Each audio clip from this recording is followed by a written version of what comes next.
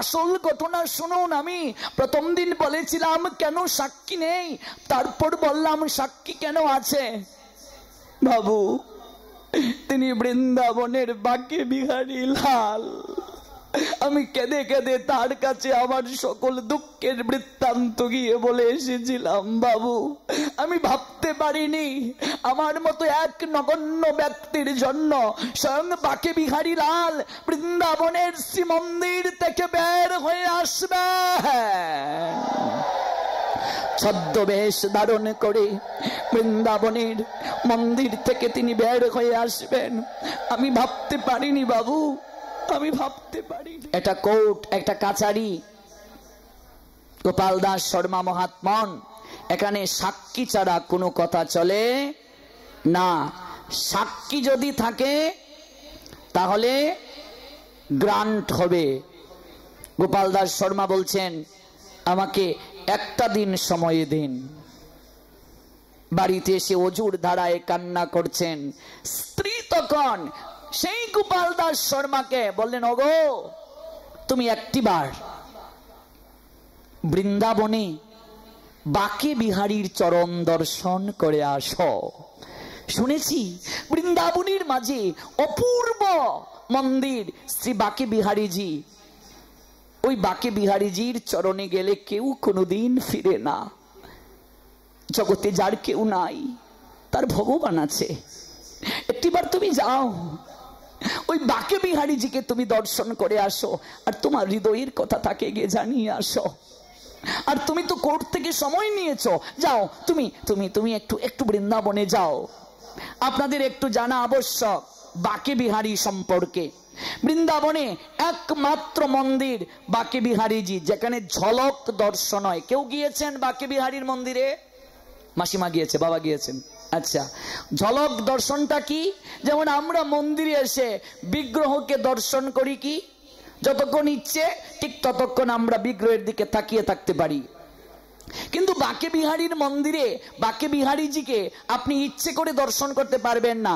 অর্থাৎ একটা পর্দা থাকে সামনে, পর্দা এমন করে টানা হয়, আবার বন্ধ করে দেয়া হয়, আবার খোলা হয়, আবার বন্ধ করে দেয়। মানে 1-2 সেকেন্ডের বেশি আপনি বাঁকে বিহারীর দিকে তাকাতে পারবেন না। বারবার বন্ধ হয় খোলা হয়, বন্ধ হয় খোলা হয়, এইভাবে। অর্থাৎ আপনি এক দৃষ্টিতে তাকাতে কখনো পারবেন না। এইভাবে বন্ধ হচ্ছে, এই খোলা হচ্ছে, বন্ধ হচ্ছে, খোলা হচ্ছে। কেন? কারণ বাঁকে বিহারীজি স্বয়ং রাধা কৃষ্ণ উভয় একটা বিগ্রহের মাঝে আছে। এই বিগ্রহকে স্বয়ং আবির্ভূত করিয়েছিলেন হরিদাস বাবাজি। সে অনেক লীলা। সেই বাঁকে বিহারীর দিকে একবার যদি কেউ ভক্তি ভরে তাকায়, বাঁকে বিহারীজি সেই ভক্তের সঙ্গে মন্দির ছেড়ে চলে যান। এই জন্য স্বয়ং বাঁকে বিহারীজি কে ঝলক দর্শনের ব্যবস্থা করা হয়েছে। অর্থাৎ কোনো ভক্ত যেন দীর্ঘক্ষণ তার দিকে তাকিয়ে থাকতে না পারে।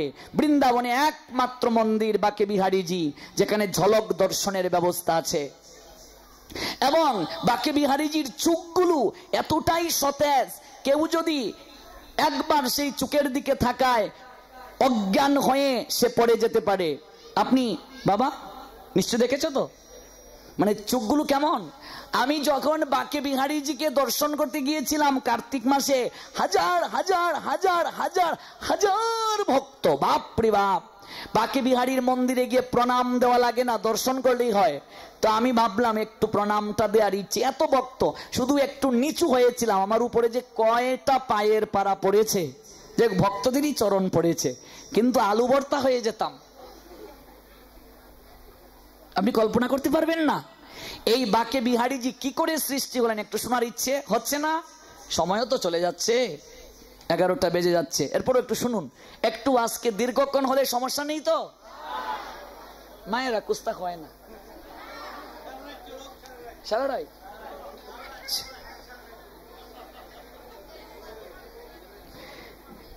হরিদাস বাবাজি তিনি একজন সঙ্গীত জগতের লোক। 11 বছর বয়সে তিনি সংসার ছাড়লেন। বৃন্দাবনে এসে তিনি কুঞ্জবনে, যেখানে রাসলীলা হয়, সেই জায়গায় এসে তিনি মধুর সুরে রাধা গোবিন্দের গান গাইতেন।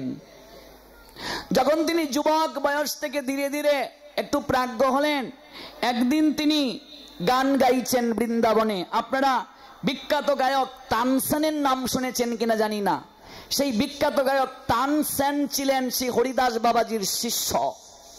এত বড় একজন শিল্পী হরিদাস বাবাজির কাছ থেকে দীক্ষা নিয়েছিলেন। একদিন তিনি হরিদাস বাবাজি একটি গান গাইছেন, মেয়রি সহজ জুড়ি প্রগত বাইজু, হিন্দিতে বলছেন, রঙ্কি গৌর শ্যাম গণদামিনী জয় সেন প্রথম দু আহুতি আর হুন আগে নহন রহি হাই না তারি হাই তৈম ইন হাং আঙ্কি উজরাই শুক্রই চতুরাই সুন্দরতা আইসাইন্সি হরিদাসকে শ্যাম বিষয়ানা। গান গাইছেন মধুর স্বরে। সঙ্গে সঙ্গে ভগবান শ্যাম সুন্দর, আমি খুব সংক্ষেপে বলছি, আর রাধারানী আবির্ভূত হলেন। শ্যামা এই গানের মাঝে আছে। শ্যামা কার নাম? রাধারানীর একটা নাম হচ্ছে শ্যামা। ওই শ্যামা শ্যামকে সৌন্দর্যে বিমোহিত করেছেন। শ্যামের সৌন্দর্যে শ্যামা মোহিত হয়েছেন। উনি শ্যাম সুন্দর আর রাধারানীকে শ্যামা। রাধারানীর একটা নাম শ্যামা। সঙ্গে সঙ্গে শ্যামা অর্থাৎ রাধারানী আবির্ভূত হলেন, গোবিন্দ আবির্ভূত হলেন। অজুর দ্বারায় ক্রন্দন করছেন আর কীর্তন করছেন। ডান দিকে এসে কৃষ্ণের বয়স কত? 9 বছর, অর্থাৎ কিশোর রূপ, আর 7 বছরের কিশোরী। ডান দিকে এসে কিশোর শ্যাম সুন্দর বসলেন, আর কিশোরী শ্যামা বাম দিকে এসে এই দুই উরুতে দুইজন বসলেন। তখন হরিদাস বাবাজির নয়ন থেকে ঝরঝর করে অশ্রু ঝরছে। আনন্দে আত্মরা হয়ে দুইজনকে পাশে বসিয়ে নিজেরই গলবস্ত্র দিয়ে শৃঙ্গার করলেন শ্যাম সুন্দরকে। বললেন, হে শ্যাম সুন্দর, আমার বস্ত্র দিয়ে তোমাকে শৃঙ্গার করলাম, কিন্তু আমি তো সর্বত্যাগী, আমি শাড়ি পাবো কোথায়?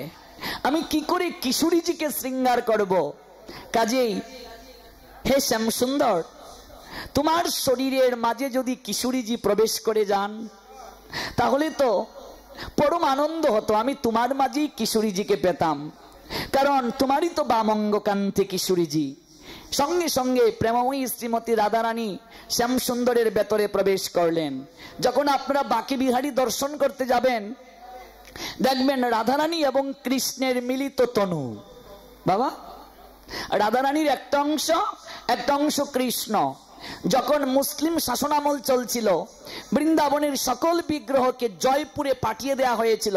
একমাত্র বাঁকে বিহারী বৃন্দাবন থেকে কোথাও যান নাই। মুঘল সম্রাট হাতি দিয়ে বাঁকে বিহারীকে টানার চেষ্টা করেছিল জিঞ্জির লাগিয়ে। একটা চুল পর্যন্ত বাঁকে বিহারীজিকে শ্রীমন্দির থেকে টেনে বের করা সম্ভব হয় নাই। বৃন্দাবনের সবচেয়ে জাগ্রত বিগ্রহ বাঁকে বিহারী। তার কাছে যে যা চায় তাই পায়, যদি ভক্তি বলে চায়। যদি বৃন্দাবনে বাঁকে বিহারীকে আপনি দর্শন না করেন, আপনার জীবন বিফলে চলে গেল। এর জন্য একবার চেষ্টা করুন জীবনের শেষ প্রান্তে তীর্থে যেন যেতে পারেন। এগুলো দর্শন করলে জীবন ধন্য হয়ে যায়। সেই বাঁকে বিহারীজিকে প্রথম যখন আমি দর্শন করতে গেলাম, কি যে অনুভব, কল্পনাও আপনাদেরকে করাতে পারবো না। কি অপূর্ব বিগ্রহ! ঝলক দর্শন হয়ে গো, ঝলক দর্শন। এমন করে পর্দা টানা হয় আবার বন্ধ হয়, টানা হয় বন্ধ হয়। আপনি 2 থেকে 3 সেকেন্ডের বেশি বাঁকে বিহারীর দিকে তাকাতে পারবেন না, আপনার চোখ নষ্ট হয়ে যেতে পারে। এমন জাগ্রত চোখ বাঁকে বিহারীর। ইউটিউবে গিয়ে বাঁকে বিহারী সার্চ করবেন, ছবি পাবেন। গুগলে সার্চ করবেন, ছবি পাবেন। বাঁকে বিহারী লাল কি, হরিদাস বাবাজি কি। সেই গোপাল দাস শর্মা সে বৃন্দাবনে বাঁকে বিহারীজি লালকে দর্শন করতে যাত্রা করলেন। বাঁকে বিহারী লালজির নৈকট্যে এসে লুটিয়ে পড়লেন, হে বাকে বিহারী, শুনেছি জগতে যার কেউ নাই তুমি তার আছো। আমি সৎ ব্রাহ্মণ, তুমি তো জানো আমি কোনোদিন কারো ক্ষতি করি নাই। আজকে আমাকে কোর্টের বারান্দায় যেতে হলো, আমার তো কোনো সাক্ষীও নেই। কিন্তু হে বাকে বিহারীজি, তুমি তো অন্তর্যামী প্রভু, তুমি তো সব জানো। জীবের কুকীর্তি সুকীর্তি সব তোমার তো দৃষ্টির বাহিরে কোনো কিছু হয় না। তুমি তো সব জানো প্রভু, একটিবার কৃপা করে তুমি আমাকে এই বিপদ থেকে উদ্ধার করো, রক্ষা করো। সহায় সম্বল হারিয়ে পৈতৃক বিটা হারিয়ে আমি কোথায় যাব? তার চেয়ে বড় লজ্জা, আমি একজন সৎ ব্রাহ্মণ, আমি কোর্টে গিয়ে অপমানিত হব, অপদস্থ হব। অপমানের থেকে মৃত্যুই শ্রেয়। তুমি যদি আমায় কৃপা না করো, আমি ওই মন্দিরের পিলারে মাথা টুকে টুকে আমি আমার মাথা ফাটিয়ে দেব, আমি আমার প্রাণ ত্যাগ করব। আমি ভক্ত হতে পেরেছি কিনা জানি না, ভক্তের জন্য তুমি নাকি সব করতে পারো, ভক্তের জন্য তুমি নাকি ভার বহন করতে পারো। আমি তো ভক্ত হতে পারিনি, একটিবার একটু সুদৃষ্টি প্রদান করো। কেঁদে কেঁদে হৃদয়ের অভিলাষ জানিয়ে সেই গোপাল দাস শর্মা আলিগড়ে চলে আসলেন, উত্তরপ্রদেশের আলিগড়ে শহরে। মুলতবি রাখা হয়েছিল, কোর্ট সময় নিয়েছিলেন, তিনি নির্ধারিত সময়ে গেলেন। বললেন আমার একজন সাক্ষী আছে। উকিল বলছেন কে সাক্ষী? সাক্ষী কে? তখন বললেন আমি যে টাকা দিয়েছি সাক্ষী আছে। তে তুমি যে সেদিন বললে সাক্ষী নেই? বলছে হে মহাত্মন, মাই লর্ড, আমি সেদিন কেন বলিনি, আজ কেন বলছি? সেই প্রশ্নের সমাধান আপনি নিজেই পাবেন, আমাকে এই নিয়ে প্রশ্ন করবেন না। আমি কেন সেদিন বলেছি সাক্ষী নেই, আজ বলছি সাক্ষী আছে। সাক্ষী যদি এসে প্রমাণ দিতে পারেন তাহলে তো আপনাদের হলো। ঠিক আছে, আমি সেই প্রশ্নের কোনো উত্তর চাইব না। সাক্ষীকে নাম বলো। নয়নের জল ফেলে গোপাল দাস শর্মা বলছেন আমার সাক্ষীর নাম বাকে বিহারী। বাকে বিহারী? তার বাবার নাম কি? বলছে বাবার নাম হরিদাস বাবাজি, যে বৈষ্ণব বাকে বিহারীকে আবির্ভূত করিয়েছিলেন তার নাম বলছে। বাড়ি কোথায় তার? বাড়ি হচ্ছে বিহারীজি মহল্লা, বৃন্দাবন, মথুরা জেলা। সাক্ষীকে নির্ধারিত সময়ে কোর্টে হাজির হতে বলবে। আজকের মতো এখানেই কোর্ট মুলতবি ঘোষণা করা হলো। চিন্তা করুন, একবার ভাবুন, কতটা হৃদয়ে বিশ্বাস থাকলে এইভাবে বলা যায় বিহারীজি আমার সাক্ষী।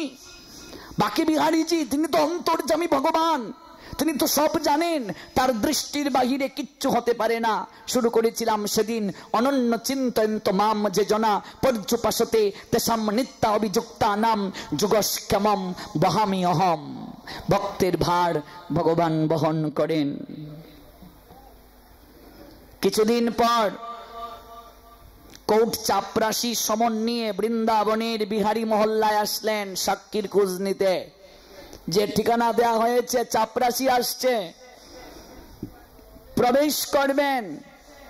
পথিমধ্যে এক অপূর্ব শ্যামবর্ণের কিশোর সেই চাপরাশির সামনে দাঁড়িয়েছে। বাবা, কাউকে খুঁজছেন? আজ্ঞে হ্যাঁ, এটাই তো বিহারীজি মহল্লা। আজ্ঞে, এটা বৃন্দাবনের বিহারীজি মহল্লা। এখানে বাকে বিহারী নামে কে থাকেন? শ্যামবর্ণের ছোট্ট বালকটি মৃদু হেসে বলছেন এখানে বাকে বিহারীজি নামে একজন আছেন, তার বাবার নাম হরিদাস বাবাজি।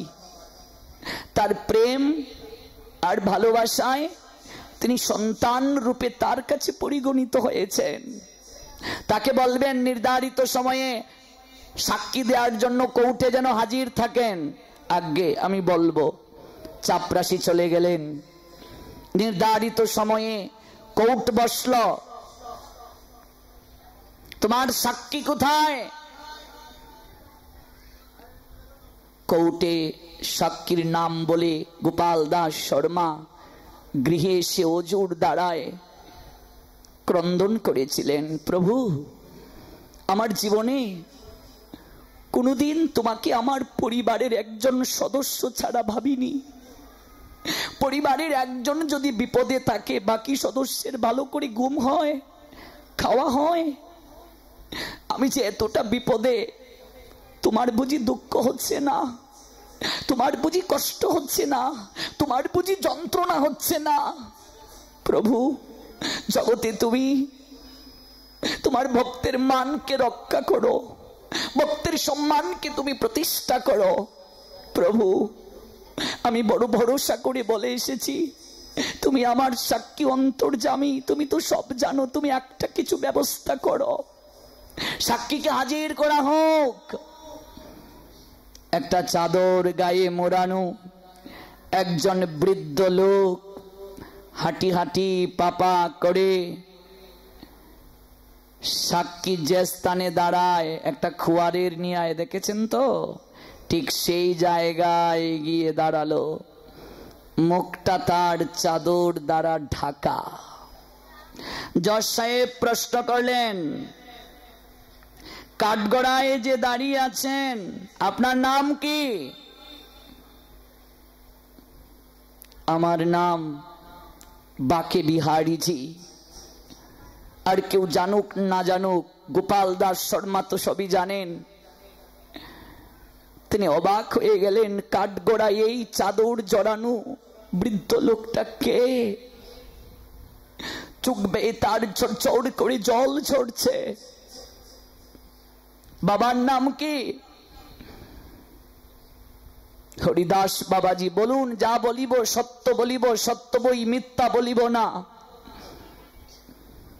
গড়ায় যে বৃদ্ধ লোকটা দাঁড়িয়ে আছে সে বলছে, হে মনিব, এই জগতে আপনি মিথ্যে বলতে পারেন, উকিল মিথ্যে বলতে পারে, চাপরাশি মিথ্যে বলতে পারে, আমি কোনোদিন মিথ্যে বলি না। আমি মিথ্যে বলি? তুমি কি কথা বললে? আমি মিথ্যে বলি? আজ্ঞে হ্যাঁ, আমি অন্তর্যামী, আমি সব জানি। অন্তর্যামী তো ভগবান হয়। এটা প্রহসনের জায়গা নয়, এটা কোর্ট। বলো মূল প্রসঙ্গে। গোপাল দাস ব্রাহ্মণ, উনি যে 6 মাসের ভেতরে টাকা ফিরিয়ে দিয়েছেন, তুমি কি তা জানো? আমি জানি। তার সামনে একটি সিন্দুক রয়েছে, যে জায়গায় শয়ন করে।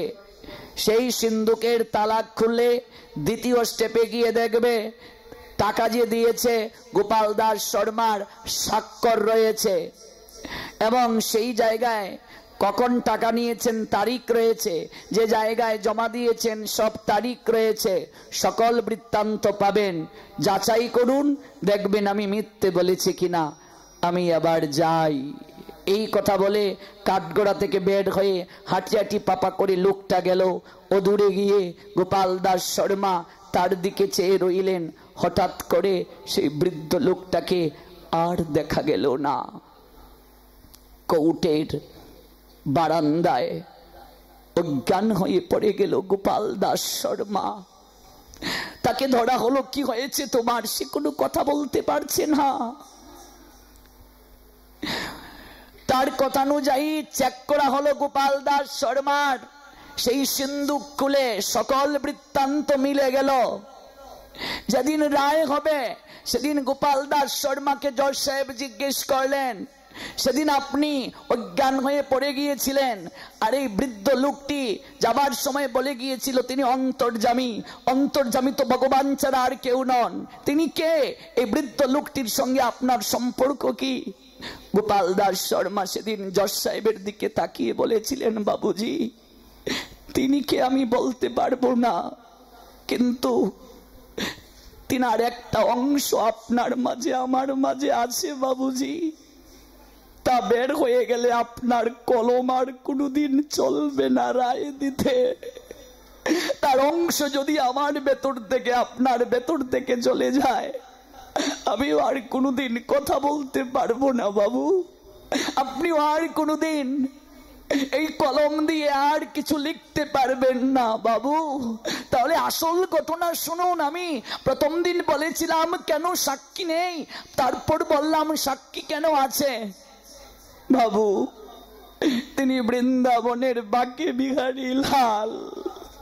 আমি কেঁদে কেঁদে তার কাছে আমার সকল দুঃখের বৃত্তান্ত গিয়ে বলে এসেছিলাম। বাবু, আমি ভাবতে পারিনি আমার মতো এক নগণ্য ব্যক্তির জন্য স্বয়ং বাঁকে বিহারী লাল বৃন্দাবনের শ্রীমন্দির থেকে বের হয়ে আসবে,